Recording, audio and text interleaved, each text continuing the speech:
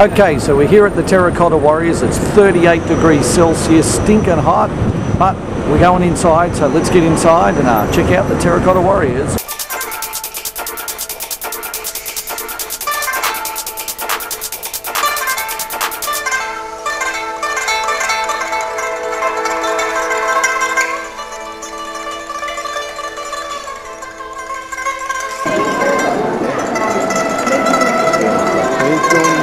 The Terracotta Warriors belong to King Shi Huang, the first emperor of China. The figures date from 210 BC and were discovered in 1974 by some local farmers.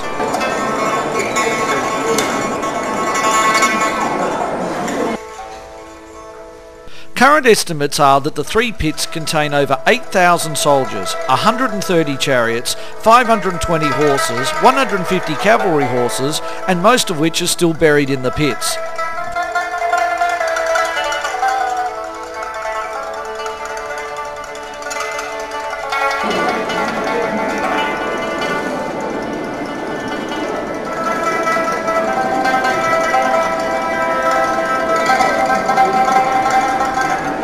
The figures vary in height according to their role, the tallest being the generals.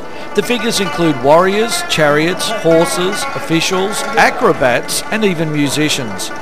According to historian Xian Pt.3 in 140 BC, construction of the mausoleum began in 246 BC and involved 700,000 workers.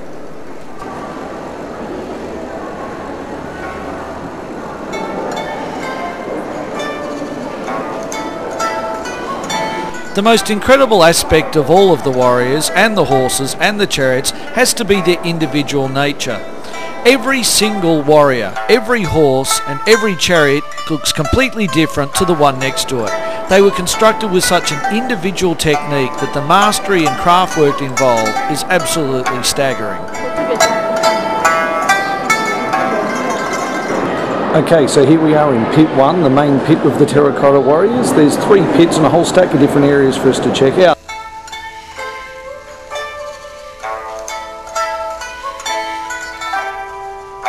They're actually only solid from the bottom half. The top half was made hollow, so they're meant to protect, the emperor in the afterlife, and I think they probably did a good job. So let's go and check out the other pit, shall we?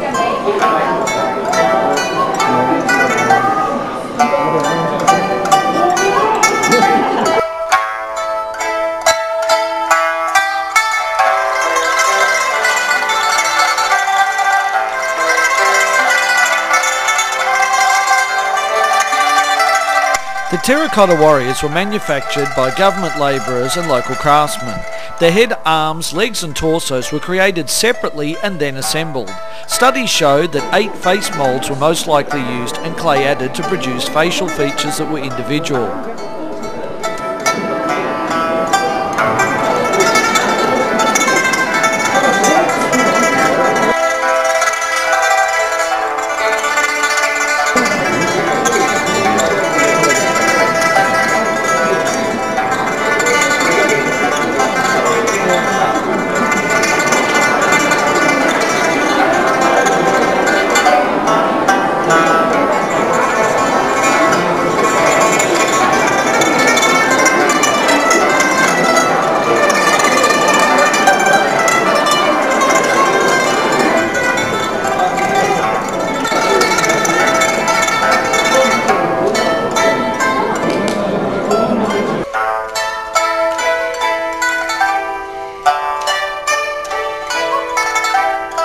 The warriors held a number of weapons including crossbows, arrows, spears, daggers and curved knives. Most of these were stolen by robbers, worn away or are now kept in a separate museum.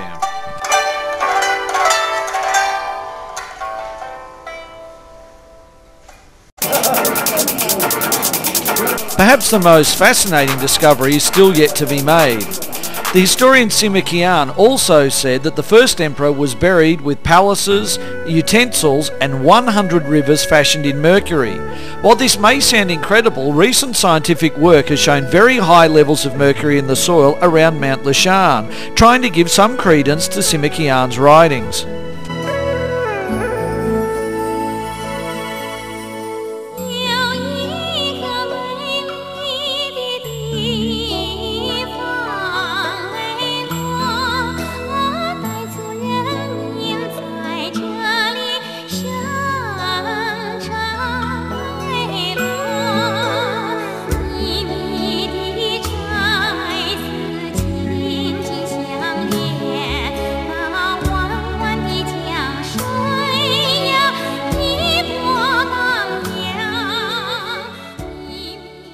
Okay, so that's it for Xian. Our next step is off to Beijing and the capital. So we're going from the former capital to the current capital. Let's head off from the train to Beijing. It's time to say goodbye to Xian, but before we do, when you come to Xian, you'll love the architecture, the old Cathay-style buildings, the combination of the modern, the old, the Russian, the Chinese. You'll love walking around the city.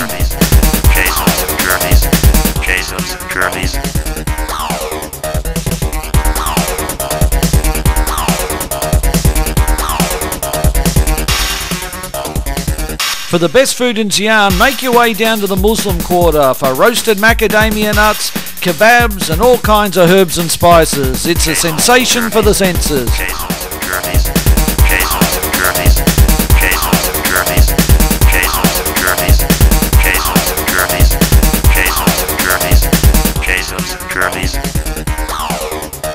Don't forget the Buddhist temples and of course the goose pagodas. The museum has all kinds of jade and history that you can't miss and you'll want to know about, so get in there and have a look.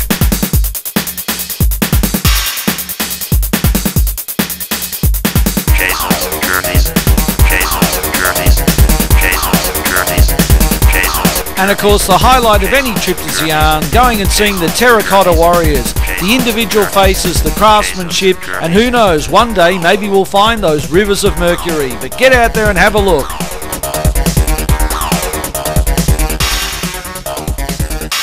See you next week for the Forbidden City, the Great Wall of China and Beijing. And until then, remember, life is the sum of your experiences, not your wealth. So remember, you can't take it with you. Until next week, everyone, this is Jason's Journeys. Goodbye for now.